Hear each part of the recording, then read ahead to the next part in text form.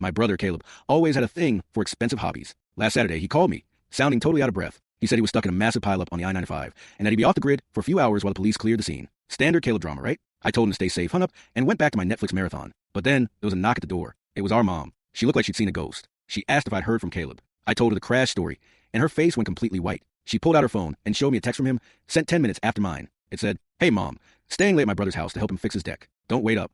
Dramatic pause, 2 seconds. I don't even have a deck. I live in a third-floor apartment in downtown Philly. I looked at mom, then back at the phone. My heart started doing jumping jacks in my chest. If he wasn't at a crash, and he wasn't at my place, where was he? The next morning, I didn't call him. I just drove. I went to that high-end underground poker club he used to frequent back in college. I parked across the street and waited. At 7 a.m., the side door opened. Caleb walked out, looking like he'd been dragged through a hedge backward. But he wasn't alone. He was laughing with a guy in a sharp suit, handing the keys to his brand new Silverado. I rolled down my window and yelled, "Hey, Caleb, how's the crash recovery going?"